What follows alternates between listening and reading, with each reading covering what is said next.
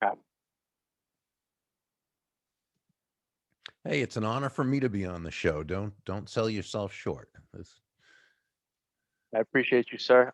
Ladies and gentlemen, this is Bob Berg. I have an introduction for him here together. Bob pretty much has been, showing entrepreneurs, sales professionals, leaders over 30 years how to communicate their value and just accelerate the referral business. For years, he's been known, for his best classics, endless referrals in business, and the parable of the Go-Giver, co-authored with John David Mann, which created a movement overall worldwide. It's one that I really enjoyed altogether a lot back from when I was getting into it when around I was 16, 17. I'm 22 now, and being able to meet him through LinkedIn probably about a year back now. He's got a four-part book series, sold more than 1 million copies altogether, translated in over 30 language, was rated number 10 on Inc. magazines. And it's one of the most motivational books ever written overall. HubSpot's 20 most highly rated sales books of all time as well. So Bob's an advocate, supporter, defender of free enterprise system, and believing that the amount of money one makes is directly proportional to how many people they serve. So he's also known as an unapologetic animal fanatic, and he served on the board of directors of Furry Friends Adoption Clinic in his hometown, Newport, Florida. I'll let you take the conversation, sir. I'm honored to have you as a guest, by the way, Mr. Berg. Um, Well, my absolute pleasure. It's been great getting to know you on social media, and I love the work you're doing, and I love how you show up, and you've got a lot of character, and you're going to go really, really far in business and in life. I have absolutely no doubt about that. I appreciate that very kindly from you. And overall, thank you a lot, sir. Thank you, Mr. Berg. My pleasure. I recently purchased a system from Bob. It's called Endless Referrals. Bob, the show pretty much is called Mindset Success Social Dynamics. If a person can rewire their internal system, their belief system, you get me, the core of everything, and just able to build a foundation on that, they can become successful. And if they're able to develop, you get me, the social skills that they'll need, maybe to grow the referral business, maybe for their relationships to begin to blossom in their own life and bring a lot of fruit. Um, I believe with those two, you can become successful. And then, having your life by design, being Hmm. intentional, having your goals, maybe a vision board, whatever it is, and over time you can become more and more successful, and it's much better when you stand on the shoulders of giants. Well, it all begins with beliefs because unless you believe in yourself and unless you believe in your ability to accomplish what you desire, by the very definition of the word beliefs, it can't happen. So you've got to believe that you are worthy of it, that you're capable of it, and that it's doable. Okay. And, unfortunately, most people grow up with a set of beliefs and what I call your belief system. And when we look at beliefs, we have to ask ourselves first the question, well, what does that mean? What is a belief exactly? And I define a belief as a subjective truth. So it's the truth as you under or as I understand the truth to be. That doesn't mean it's the truth. It means it's our truth. Our truth and the truth may not necessarily be the same. In other words, we all look at the world through our own filter, our own set of beliefs. This belief system is a combination of upbringing, environment, schooling, news media, television, movies, everything right. But it tends to be planted pretty quickly, okay? And we of course take in these beliefs without our kind of thinking critically about these beliefs that we're being given. We're too young, so we just we accept them, and so our world is basically shaped that way through our beliefs by the time we're little more than toddlers. So most people grow up living their lives according to what I call an unconscious operating system. Okay, believing that they're making choices out of conscious thought when really they're living within kind of a matrix, if you remember that, for the first Matrix movie, right? And they don't even know that they're living within inside of this. And so Many now, times, yeah, and more to make often than not. more often than not, exactly. And until we become conscious of this, we're kind of helpless to do anything about it. Now, even after we become conscious of it, we have to try to remain conscious of it and constantly be questioning our premises, because it's very easy to just think as we've always thought, and to see the world as we've always seen the world, and to not question it. So we must continue to ask ourselves, well, why do I think this? Why is this true? Who said it's true? Where did I learn it from? Where did they learn it from? And so forth. And so the other thing we have to understand is that, Yes. we kind of, as human beings, we believe that the way we see the world is basically the way everybody else sees the world, okay? Which makes sense when you think about it, because it's all that we know. So, of course, that's why you hear people say things like, oh, everybody likes that, when that's not necessarily true, or no one would want that, when that's not exactly true. Or if you've ever heard someone say, or maybe you've said, I know I have, oh, I would never treat someone that way. Well, no, we wouldn't, because it's incongruent with our belief system, but it isn't necessarily for someone else. And so, we think differently, based on who we are, and our where we come from, and our own set of beliefs, and what we've been taught, and so forth. And so yeah, so the first thing is those beliefs. And there was a great book back, gosh, I think it was published in 1960. It was by Yes. Dr. Maxwell Maltz, called Psycho-Cybernetics. Cybernetics. Yeah. And that was really the first book I read, and that was a wake-up call. That's where I saw, wow, yeah, our mind is like a machine, a programmed machine or computer, that basically gives us our beliefs. Right? And we can never accomplish on a higher level than our smallest belief. Right? So the Right. first thing we've got to do is we've got to find a way to kind of reprogram and change those basic beliefs, and see the world in a way that's going to be more productive for us and for everyone The else. world around us. Exactly. And then then it's a matter of understanding human nature, and learning how to deal with people in a way that's constructive. I call genuine influence, which is the ability to get the results you want when dealing with others, in such a way that not only does everyone come away better off afterwards than they were before, but that other person feels genuinely good about themselves, about the situation, and about you. And when you can master those two things, your beliefs and people skills, well, you're really creating that context for success. How do you, for example, because and I agree with you 100%. I'm honored to have you as a guest, by the way, Mr. Berg. Mr. Berg's an The the international speaker. the honor's mine. Yeah, I mean, he's tremendous. Um, all around, all together, you get me.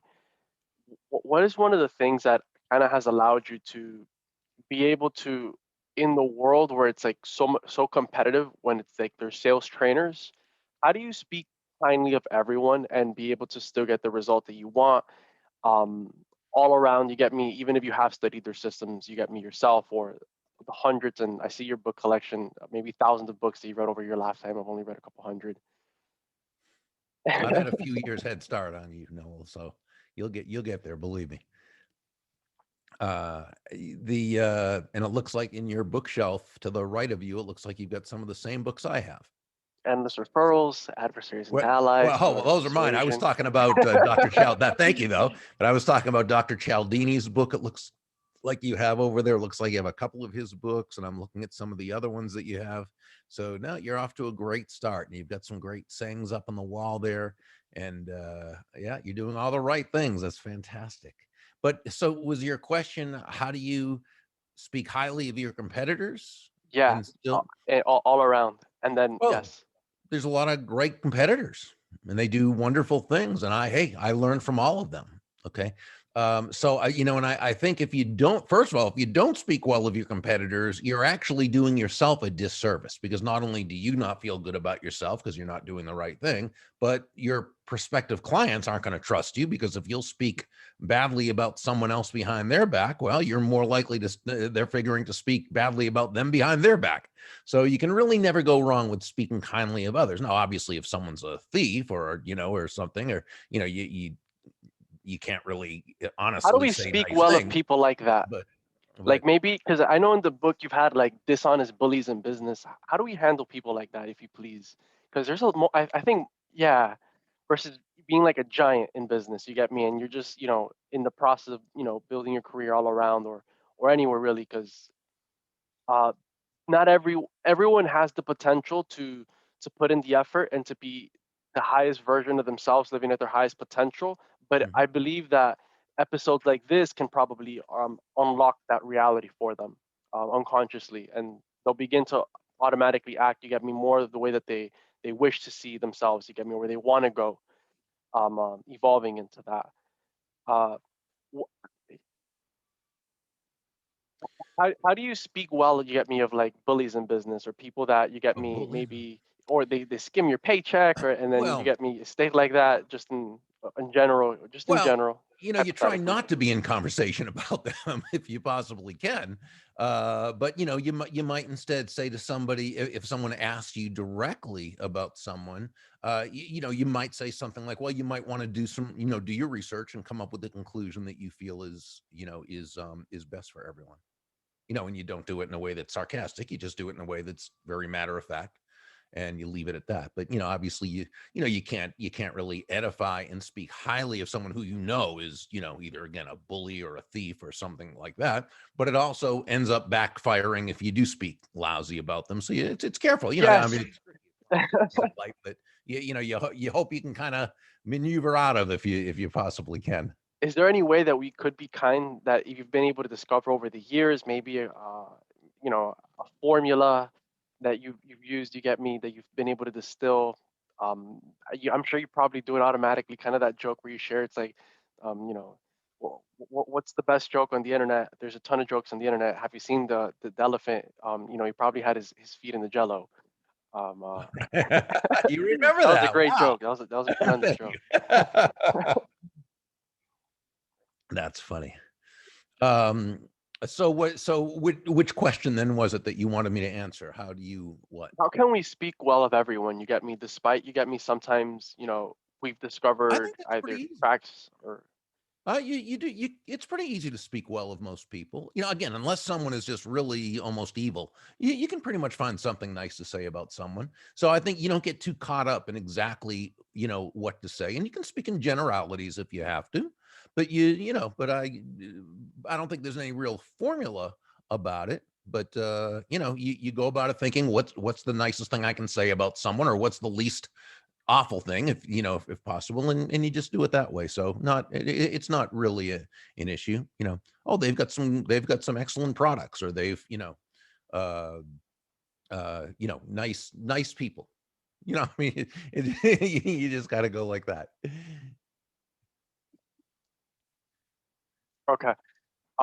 Yeah, that was one of the biggest questions that I had. I guess when it comes to, you studied neurolinguistics programming, right? Because I have a lot of questions of my Mm, own. I know I'm going to have the coaching with you, which is I've taken a really, couple of courses, but nothing. No, I didn't study it, enough to be able. I can speak on the surface about it, but no, it's. I wouldn't be qualified to, teach a course in neurolinguistics. I've read a few books and took a couple courses, but what are some good courses that you would recommend, you get me, for people that constantly are looking to get the very best, you get me, because they're passionate about impacting others, and communication is a vehicle that can, do a lot of positive change throughout the world altogether, you get me. Maybe Mother Teresa, she had a voice more than anything. It was her mindset, her attitudes, and she was able to, with leadership and her skills, do a lot of positive change to we still remember her today overall, you know well, remember the saintly Mother Teresa lived very much congruently with her values.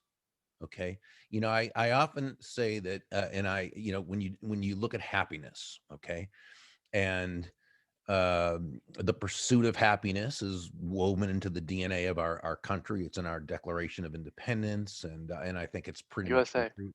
Yeah, and I think it's been pretty much proven that that happiness is a good goal. Okay, to seek, and say, well, how do you define happiness? And there are two definitions I would use. One is the basic dictionary definition, which is the mental feeling of well-being, and that's important. I think that's a good definition, the mental feeling of well-being. I kind of take it a little bit deeper. And I would define happiness as a genuine and ongoing feeling of joy and peace of mind, the result of living congruently with one's values. So whatever those values are that you hold to be dear, not just the ones someone says they hold, that what someone says they hold may not be what they actually, not because they're lying, it's just that they think those are the ones they're supposed to have, or those are the ones others have said they're supposed to have, but that's not really their values. But whatever your values truly are, to the degree that your actions are congruent with them, that's the degree that you're going to be happy. Now, Mother Teresa, her highest value was taking care of the poor and the disenfranchised and the sick and the people who needed to be taken care of. That was her highest value. And that's what she did. Now, she lived poor, okay, in terms of financially, but she was living congruently with her highest values. And so she was actually very happy. Okay, if you've read anything about her, you've read she was actually very happy. She was very, at peace in her work. Had you taken her and put her in a 50-story office building, given her the corner office, looking out over a beautiful view, and having her make, $1 million a year that she couldn't share with the poor, she'd have been miserable. She wouldn't have been happy, while someone else whose values are different may have had a day. You know what I'm saying? And so I think now what's interesting is with Mother Teresa, people say, well, she didn't have a prosperity consciousness. Sure, she did. She was an amazing money raiser. Her ability to receive money was immense. Now, what she did with it was she gave it to the poor, because again, that was congruent with her values. Does that make sense? It makes sense. Yeah, and so that's really, in this case, what we're talking about in terms of values and happiness and so forth. What do you think makes a great teacher, Mr. Berg? What makes a great teacher? I think Yes.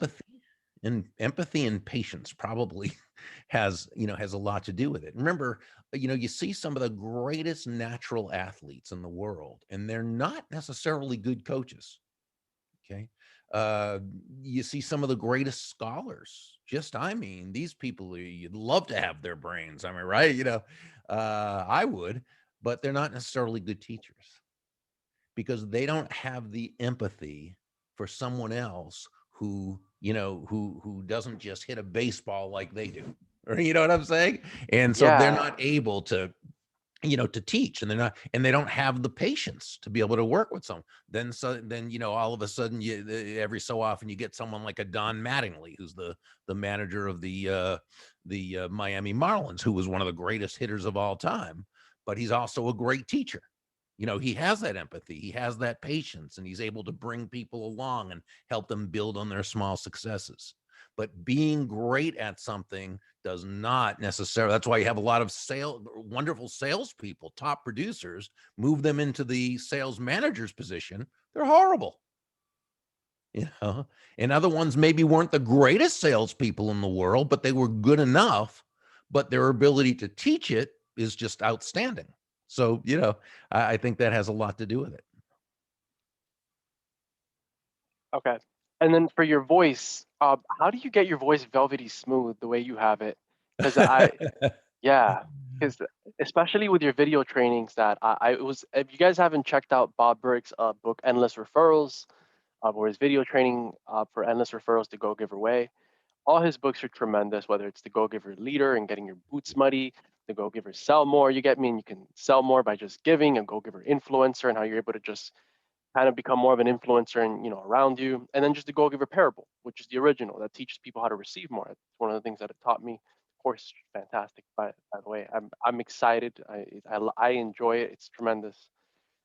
My personally is a testimonial. Thank you. That's a wonderful testimonial. Thank you. I appreciate that. What are some things that you could do overall, I guess, to maybe get to where you want to go to faster? And then one of the things that you did as well with your voice, because you had it Oh, velvety yes. smooth. So yeah. So you asked about the voice. Okay, so there were two Yeah. aspects of that.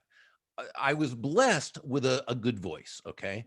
However, I grew up in the Boston area. Okay. and I had a horrible, horrible Boston accent. And I didn't grow up in the city. I grew up in one of the western suburbs, so it shouldn't have been as bad as. But for some reason, it was like I could have been born smack dab in the middle of Boston. My accent was so horrible, and it was park the car and I'm just trying to think of some of the other words that we would say, but it was horrible. And so I began in broadcasting, and I quickly, came to realize when everyone was making fun of my Boston accent, even though I started out doing it in Massachusetts, and that's how bad it was, people were still making fun of my Boston accent. So I took a night course at a college in Boston to teach me how to speak better, how to lose that accent. And I'll tell you, I've never lost it totally, but I'm 99.9% better, than I was. I'd have said better than I was. Okay. So while I had the decent voice that came naturally, my Boston accent was absolutely the horrors. And I started out after radio. My first broadcasting job after that, which was in TV, was in Oklahoma, where, believe me, a Boston accent would really stick out there. So fortunately, I'd been taking those lessons, and I'd been practicing hours and hours a day trying to get rid of that horrible accent, and at least horrible in my mind, because it was, just so to this day I can't You had stand a goal that that you worked really hard at Yeah, that's basically what it came and down. achieved. Okay. S what do you how did you get into the business that you got into, Bob? How did you get into the business or and on your earlier, days? Well, I'd been in sales after broadcasting. I went Oh, into no. sales, and I had worked my way up after a couple of years to the sales managership of a company. And one day I had heard that Zig Ziglar and another speaker were coming into town, and so I went with my sales team, and of course I bought the tape. Back then it was tapes. It wasn't even CDs. It wasn't online. These were cassette tapes,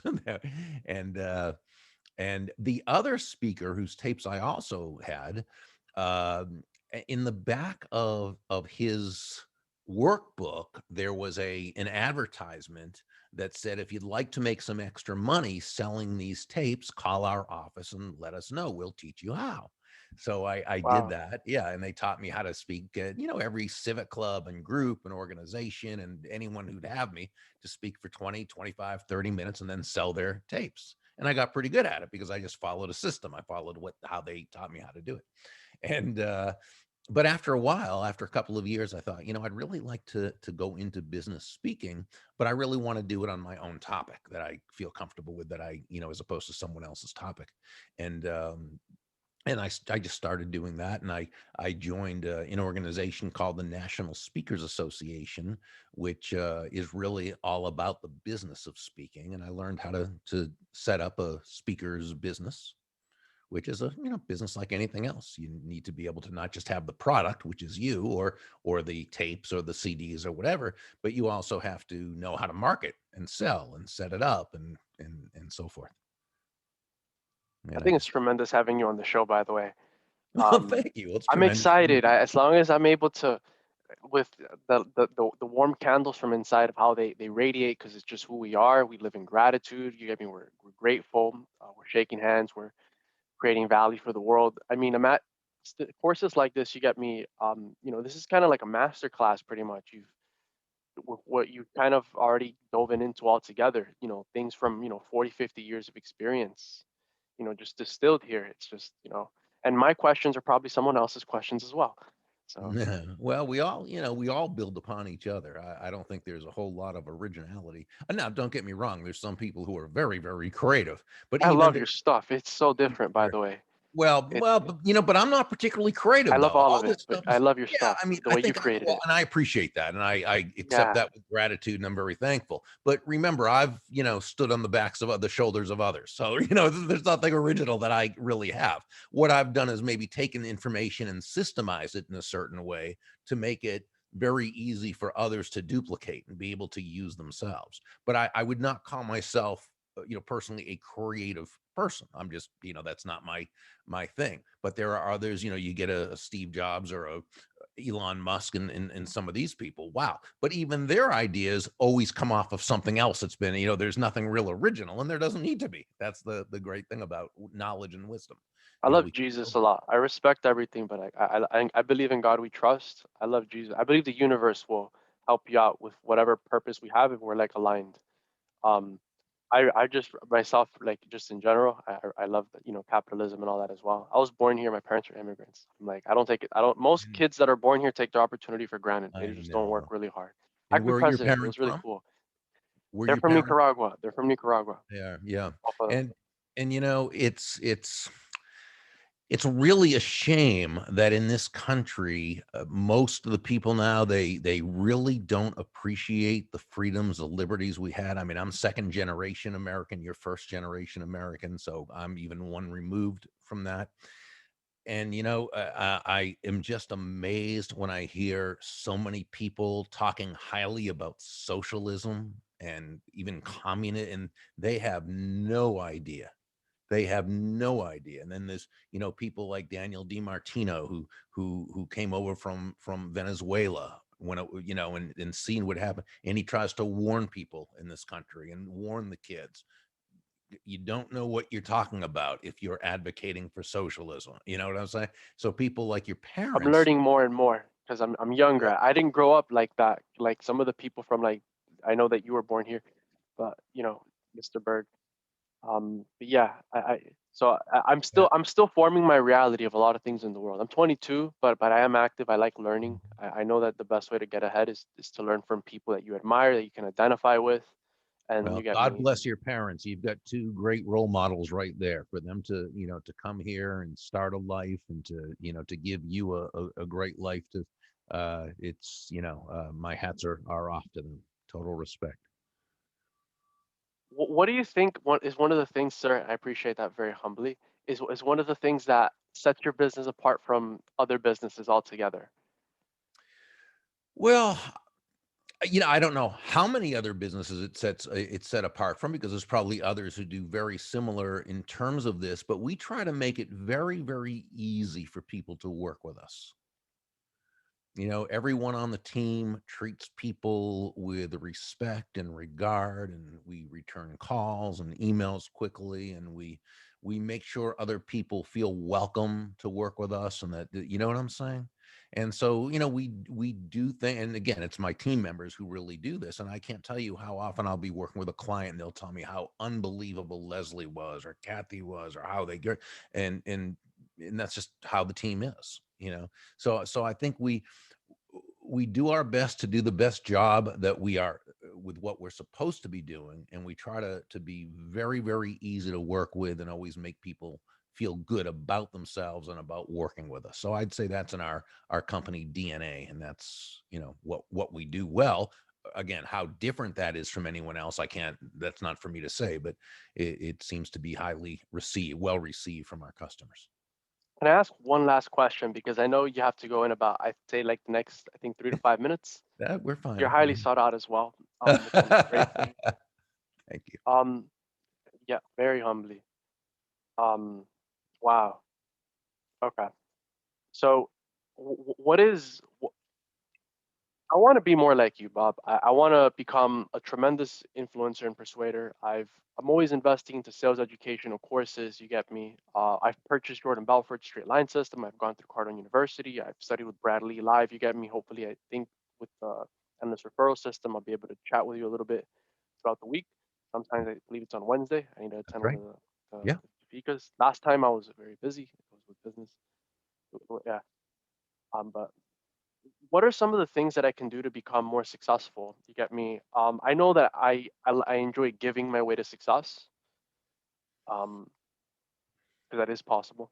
Well, again, it's understanding first that when we say giving, that we're talking about providing value to others. When we say about being a go-giver, we're simply it's understanding that shifting your focus, and this is really where it all begins, shifting your focus from getting to giving. And again, when we say giving, we mean constantly and consistently providing immense value to others, understanding that not only is that a more fulfilling way of conducting business, it's the most financially profitable way as well, not for some, woo woo type of, magical, mystical reasons. It actually makes a lot of sense because when you're that person who can take your focus off of yourself and place it on the other person, discovering what they want, what they need, what they desire. When you can focus on helping them solve their challenges, right? When you can focus on helping them get closer to happiness, if you will, people feel good about you. People want to get to know you. They like you. They trust you. They want to be in a relationship with you. They want to do business with you. They want to refer you to others. So yeah, you can give your way to success because especially to the degree that we live in a free market based economy, free market simply meaning no one's forced to do business with anyone else. The only way someone's going to do business with you is if they believe that they're going to be better off by doing so than by not doing so. So the person who's able to focus on the other person has created that benevolent context for success. Remember, money is simply an echo of value. So to the degree that you can give or provide value to others, that's the degree they're going to do business with you and you'll be in a position to receive. Now, when you said first, how can I be more like you? Well, you don't want to be more like you. You Absolutely. want to In be my more own like way. In you. my own way. Right. Now you can learn from me and from Grant and You're a from, giant, sir. well, thank you. That's nice of you. And there's so many great speakers and teachers and authors and leaders and I mean, again, I've got thousands of books. I want to learn from everyone. We can learn from everyone. We can adapt their wisdom, but we never want to adopt their personality. Right? We want to stay congruent with our true core, right? And so yeah, so we always want to be the best version of ourselves, but we get there by learning from others. The sages asked who is wise, and they answered that person who learns from all others. Now, Jim Rohn used to say, from some people we learn what to do, and from others we learn what not What to do, not to do. and that's okay also. But we always want to be learning and applying. Can I ask one last question if that's Sure, okay? of course, of course. When it comes to fear, how do you handle fear? Because I know building a business is like an act of, you get me, faith, you get me, just in general. But how do we handle fear, you get me, when we're going out there and we're pushing ourselves a little bit outside of our comfort zone? Yeah. Well, first, I think with fear, it's understanding that fear is very natural. Okay. And I hear so many people say, "Oh, be fearless. Don't have any fear." Well, I'm not sure about that. First, fear is very natural. Fear signals us to that there's something we need to. If you did something, if you climbed a mountain with absolutely no fear, you might fall off the mountain. So a little fear there is okay. When the fear is used constructively, in order for you to prepare, right? Prepare better, in order for you to know what you need to do in order to, do the right things, that's fine. But when we talk about fear holding us back, this is where, we need to kind of say, okay, it's okay to be afraid. But and my dad always used to say this to me. He'd say, "Who is a brave person?" And he'd answer, "A brave person is one who is smart enough to be afraid when that's appropriate and still do their job." So we can have fear and still do the thing anyway. And I think that's what we've got to understand. We can have fear. The fear doesn't have to stop us though. Okay. And again, if we have this fear, then it's saying something to us. Why do we have this fear? Are we not yet prepared? Have we not done what we need to do in order to place the odds in our favor? Because we never know what the results are going to be, but we can certainly place the odds in our favor. To the degree the odds are in our favor and we're prepared, our fear is going to be less. Okay. But again, fear is part of life. It's not necessarily that we get over the fear, but we get past it. And I think it's really as simple as that, though that's not necessarily easy.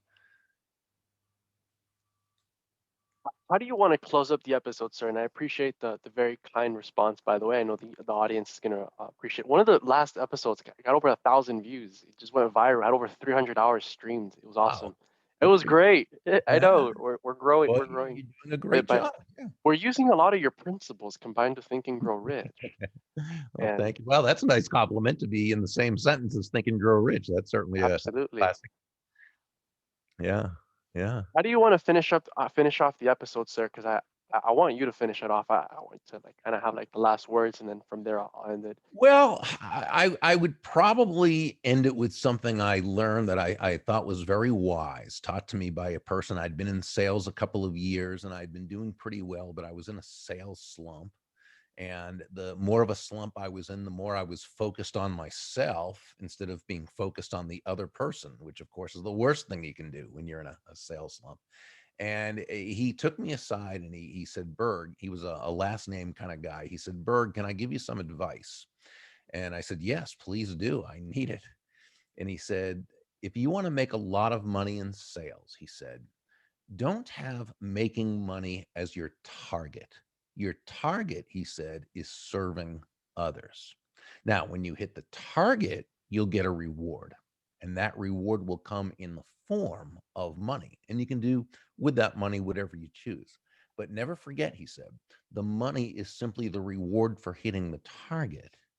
It isn't the target itself. Your target is serving others. And that's when it really hit me that great salesmanship is never about the salesperson. You know, it's great salesmanship's never even about the product or service, as important as those are. Great salesmanship is always about the other person. Okay. Great salesmanship is about that person whose life you choose to touch with the value you provide. Great salesmanship is about another person's life being better as a result of you being part of it. And when we can approach sales and entrepreneurship, when we can approach business, when we can approach life that way, I think we're really 9 steps ahead of the game in a 10-step game. I'm astounded. I'm gonna finish off the episode very humbly, just because I wanted Bob to get the last words. You guys could find Bob. I believe it's Berg.com. Yep, burg.com. Berg.com. If you guys haven't checked out his book, Endless Referrals, you guys can go ahead and you can purchase a copy of that or any of the Go Giver books altogether. The series, you get me, are international bestsellers, Fortune companies, all individuals, you get me, that strive to, along with Inc. magazine and so many other people like HubSpot, you get me, shining light on it to buy this book. I personally have bought the book and have received tremendous value out of it in my personal life, and have built millions of dollars worth in relationships, is using a lot of the things you get me that Bob has taught me very humbly. Thank you. So if you guys are looking to create more success altogether, this is one of the guys to check out, Mr. Bob Berg, Thank you so much for and having his me on the show. co-author, John David Mann. John David Mann, the great writer, storyteller, co-author of the whole entire Go Giver series.